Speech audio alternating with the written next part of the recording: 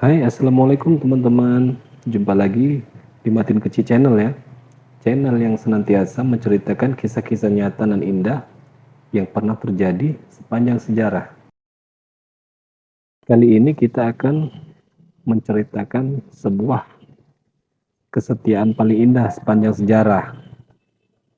Kisah ini adalah kisah yang kita ambil saat sebelum atau detik-detik Rasulullah SAW akan wafat. Jadi saat-saat terakhir menjelang wafatnya Nabi Shallallahu Alaihi Wasallam, beliau mempunyai pengaruh yang mengagumkan di dalam hati para sahabat. Sebelum wafat, Rasulullah Shallallahu Alaihi Wasallam menunaikan haji wada, dan di sanalah diturunkan firman Allah di dalam Quran surat Al-Maidah ayat 3 yang berbunyi, Al-yawma akmaltu lakum dinakum wa atmamtu alaikum ni'mati wa raditu lakumul Islam madina. Yang artinya, pada hari ini telah aku sempurnakan untukmu agamamu, telah aku cukupkan nikmatku kepadamu, dan telah aku ridhoi Islam sebagai agamamu. Mendengar ayat tersebut, maka Abu Bakar As-Siddiq radhiyallahu anhu menangis. Kemudian sahabat yang lainnya bertanya kepada beliau, "Wahai Abu Bakar, apa yang membuatmu menangis?" Dia menjawab, "Ini adalah berita bahwa Rasulullah Shallallahu Alaihi Wasallam akan wafat." Rasulullah Shallallahu Alaihi Wasallam kembali dari Haji Wada, lalu 9 hari sebelum wafat turunlah ayat terakhir dalam Al-Quran, yaitu di surat Al-Baqarah ayat 281 yang artinya, dan peliharalah dirimu dari azab yang terjadi pada hari yang pada waktu itu kamu semua dikembalikan kepada Allah. Kemudian masing-masing diri diberi balasan yang sempurna terhadap apa yang telah dikerjakannya. Sedang mereka sedikit pun tidak dianiaya atau dirugikan. Sakit mulai terlihat pada diri Rasulullah SAW. Beliau bersabda, "Aku ingin mengunjungi syuhada perang Uhud." Maka beliau berangkat dan berdiri di atas kubur mereka. Lalu berkata, "Assalamualaikum, wahai syuhada perang Uhud. Kalian adalah orang-orang yang mendahului dan kami insya Allah akan menyusul kalian." Dalam perjalanan pulang, Rasulullah Shallallahu Alaihi Wasallam menangis sehingga mereka bertanya, "Apa yang membuatmu menangis ya Rasulullah?" Beliau menjawab, "Aku rindu kepada saudara-saudaraku." Mereka berkata, "Bukankah kami adalah saudara-saudaramu ya Rasulullah?" Beliau menjawab, "Bukan. Kalian adalah sahabat-sahabatku. Saudara-saudaraku adalah kaum yang datang sesudahku. Mereka beriman kepadaku dan tidak melihatku." 3 hari sebelum wafat, sakit beliau semakin kritis. Waktu itu beliau menginap di rumah Maimunah. Beliau bersabda, "Kumpulkan istri-istriku." Lalu kemudian para istri pun berkumpul. Nabi Shallallahu Alaihi Wasallam bertanya kepada mereka, "Apakah kalian mengizinkanku melewati hari-hari ini di rumah Aisyah?" Mereka menjawab, "Kami mengizinkanmu ya Rasulullah." Beliau hendak bangkit tetapi tidak mampu. Maka datanglah Ali bin Abi Thalib dan Fadl bin Abbas radhiyallahu anhuma. Keduanya memapa Rasulullah Shallallahu Alaihi Wasallam dari rumah Sayyidah Maimunah ke rumah Sayyidah Aisyah radhiyallahu anha. Para sahabat untuk pertama kali melihat Nabi Shallallahu Alaihi Wasallam dipapah, mereka berkumpul dan bertanya-tanya, "Ada apa dengan Rasulullah? Ada apa dengan Rasulullah?" Orang-orang mulai berkumpul di masjid hingga penuh dengan para sahabat. Nabi Shallallahu Alaihi Wasallam dibawa ke rumah Aisyah radhiyallahu anha. Beliau mulai berkeringat dan terus berkeringat. Aisyah berkata, "Aku belum pernah seumur-umur melihat orang berkeringat sederas ini." Lalu Aisyah memegang tangan Rasulullah Sallallahu Alaihi Wasallam dan mengusap keringatnya dengan tangan itu.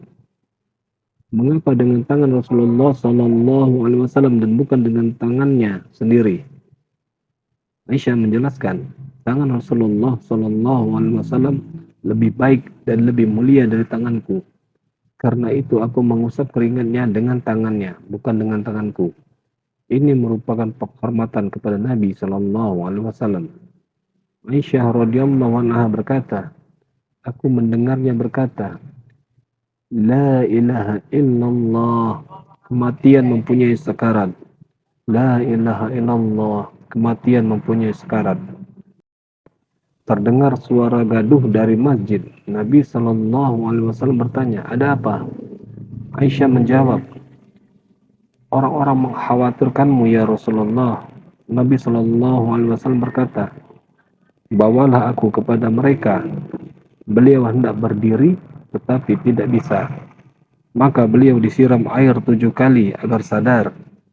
Selanjutnya, beliau dibawa ke masjid, ke atas mimbar. Inilah khutbah terakhir di mana beliau berkata, wahai manusia, sepertinya kalian mengkhawatirkanku. Mereka menjawab, benar ya Rasulullah. Rasulullah Shallallahu Alaihi Wasallam bersabda, wahai manusia, dunia bukanlah pertemuan kalian denganku, akan tetapi pertemuan kalian denganku adalah di telaga. Demi Allah, seolah-olah diriku melihatnya dari tempat ini. Wahai manusia, demi Allah, bukan kemiskinan yang aku takutkan atas kalian, akan tetapi yang aku takutkan atas kalian adalah dunia. Kalian berlomba-lomba padanya, sebagaimana orang-orang sebelum kalian juga berlomba-lomba padanya. Maka ia membinasakan kalian, seperti ia telah membinasakan mereka. Beliau melanjutkan, wahai manusia, bertakwalah kepada Allah dalam hal wanita. Aku mewasiatkan agar kalian berbaik-baik kepada wanita. Kemudian beliau melanjutkan, wahai manusia, sesungguhnya seorang hamba diberi pilihan oleh Allah antara dunia dan apa yang ada di sisi Allah. Maka dia memilih apa yang ada di sisi Allah. Tidak seorang pun mengerti siapa hamba tersebut. Padahal maksud Nabi Shallallahu Alaihi Wasallam adalah dirinya sendiri, kecuali Abu Bakar radhiyallahu anhu. Kebiasaan para sahabat adalah jika Nabi Shallallahu Alaihi Wasallam berbicara, mereka diam tenang seolah-olah di atas kepala mereka ada seekor burung. Ketika Abu Bakar mendengar ucapan Rasulullah Shallallahu Alaihi Wasallam tadi, dia tidak mampu menahan dirinya. Tangisannya terdengar di seluruh masjid. Dia memotong ucapan Rasulullah Shallallahu Alaihi Wasallam, ya Rasulullah, kami mengorbankan bapak-bapak kami untukmu. Ya Rasulullah, kami mengorbankan ibu-ibu kami untukmu. Ya Rasulullah, kami mengorbankan anak-anak kami untukmu. Ya Rasulullah, kami mengorbankan istri-istri kami untukmu. Ya Rasulullah, kami mengorbankan harta-harta kami untukmu. Abu Bakar mengulang-ulang ucapannya. Maka orang-orang melihatnya dengan kejengkelan. Bagaimana bisa dia berani memotong pembicaraan Rasulullah Sallallahu Alaihi Wasallam? Rasulullah Sallallahu Alaihi Wasallam meneruskan, wahai manusia, tidak seorang pun dari kalian yang memiliki jasa kepada kami kecuali kami telah membalasnya. Kecuali Abu Bakar, aku tidak kuasa membalasnya. Maka aku menyerahkannya kepada Allah Ta'ala. Semua pintu ke masjid hendaknya ditutup, kecuali pintu Abu Bakar yang tidak ditutup untuk selama-lamanya. Kemudian beliau mulai berdoa untuk mereka. Doa terakhir beliau sebelum wafat, semoga Allah melindungi kalian, semoga Allah menjaga kalian, semoga Allah menolong kalian, semoga Allah meneguhkan kalian, semoga Allah mendukung kalian, dan semoga Allah menjaga kalian. Dan kalimat terakhir yang ditunjukkan kepada umat sebelum beliau turun dari atas mimbarnya adalah, wahai manusia, sampaikan salamku kepada orang-orang yang mengikutiku dari kalangan umatku sampai hari kiamat. Lalu beliau dipapah kembali pulang ke rumah. Datanglah Abdurrahman bin Abu Bakar dengan siwak di tangannya. Nabi SAW terus memandang kepada siwak, tetapi beliau SAW tidak mampu mengatakan, "Aku ingin siwak." Lalu Aisyah berkata, dari pandangan kedua matanya, aku mengerti bahwa beliau menginginkan siwak. Maka aku mengambil siwak dari tangan Abdurrahman dan melunakkannya terlebih dahulu dengan mulutku. Lalu kuberikan kepada Nabi SAW. Jadi ludahku adalah sesuatu paling terakhir yang masuk ke dalam mulut Rasulullah SAW. Aisyah berbangga.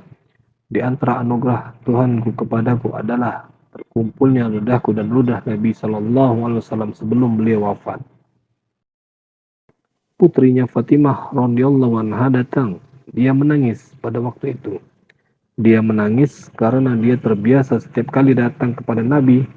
Nabi SAW selalu berdiri menyambutnya dan mencium keningnya. Akan tetapi kali ini Nabi SAW tidak kuasa berdiri untuknya. Rasulullah SAW berkata kepada Fatimah, "Mendekatlah kemari wahai Fatimah." Rasulullah SAW berbisik kepadanya di telinganya. Maka Fatimah menangis. Kemudian beliau berkata kepadanya untuk kedua kalinya, "Mendekatlah kemari ya Fatimah." Rasulullah SAW berbisik kepadanya dan Fatimah tertawa.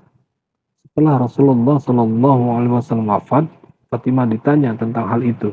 Dia menjawab, beliau berkata kepadaku, "Ya Fatimah, aku mati pada malam ini," maka aku menangis. Kemudian beliau berkata lagi kepadaku, "Ya Fatimah, kamu adalah keluargaku pertama yang menyusulku," maka aku tertawa. Kemudian Rasulullah SAW bersabda, "Keluarlah kalian dari sisiku." Lalu beliau berkata, "Ya Aisyah, mendekatlah kemari." Nabi SAW tidur di dada Aisyah, istrinya.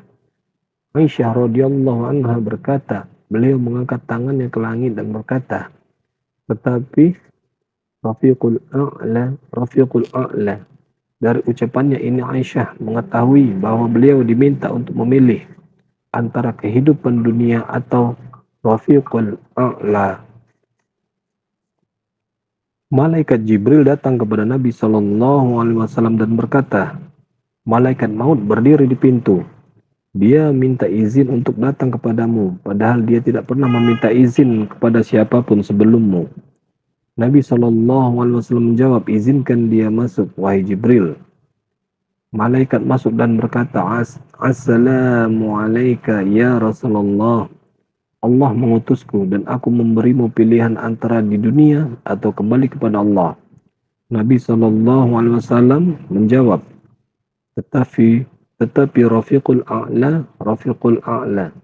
Selanjutnya, malaikat maut berdiri di sisi kepala Rasulullah SAW, sebagaimana dia akan berdiri di kepala kita masing-masing.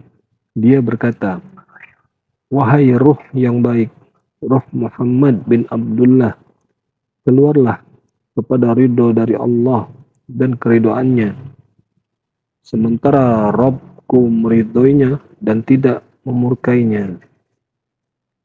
Aisyah berkata, maka tangan Nabi SAW luruh, kepalanya terasa berat di dadaku, maka aku mengetahui beliau telah wafat. Aisyah melanjutkan, "Aku tidak tahu apa yang aku perbuat. Aku hanya bisa keluar dari kamarku ke masjid, di mana para sahabat berkumpul. Aku berkata, 'Rasulullah wafat, Rasulullah wafat, Rasulullah wafat.' Maka masjid pun menjadi bising oleh tangisan. Ali bin Abu Thalib hanya bisa duduk termangu. Utsman bin Affan seperti anak kecil memegang tangannya kanan dan kiri. Sedangkan Umar bin Khattab berkata, barang siapa yang mengatakan bahwa Rasulullah SAW telah wafat, maka aku akan pancung kepalanya dengan pedangku ini. Beliau hanya pergi untuk bertemu Tuhannya seperti Musa pergi menemui Tuhannya." Abu Bakar, orang yang paling teguh. Dia masuk kepada Nabi Shallallahu Alaihi Wasallam dan merangkulnya sambil berkata, "Wahai orang terkasih dan tersayang, wahai bapakku." Abu Bakar menciumnya dan berkata, "Engkau tetap baik, hidup ataupun mati." Lalu Abu Bakar radhiyallahu anhu menemui orang-orang di masjid dan berkata kepada mereka, "Barang siapa yang menyembah Muhammad, maka Muhammad telah wafat. Dan barang siapa menyembah Allah, maka Allah maha kekal dan tidak mati." Aisyah berkata, "Aku pun keluar sambil menangis. Aku mencari tempat untuk menyendiri agar bisa menangis sendiri." Inilah akhirnya semua orang yang menyimak kisah ini dan merasa mencintai Nabi Shallallahu Alaihi Wasallam, maka dia harus membuktikan cintanya dengan 4 perkara. Yang pertama, memperbanyak sholawat kepadanya. Kemudian mengunjungi kotanya. Ketiga, mengikuti sunnahnya. Keempat, mengkaji sirahnya. Lakukan 4 perkara tersebut, niscaya kamu merasakan bahwa cintamu kepada Nabi Shallallahu Alaihi Wasallam semakin bertambah, sehingga beliau menjadi orang yang lebih kamu cintai daripada anakmu, hartamu, keluargamu, dan seluruh manusia. Wassalamualaikum warahmatullahi wabarakatuh. Jumpa lagi pada kisah-kisah berikutnya. Bagi teman-teman yang suka dengan channel ini, silahkan like, subscribe ya, dan silahkan tulis komentar. Dan jangan lupa dukung channel ini ya teman-teman, agar channel ini dapat terus berkarya dan bisa bermanfaat bagi kita semua. Jika ada kesalahan saya mohon maaf. Kita akhiri. Wassalamualaikum warahmatullahi wabarakatuh.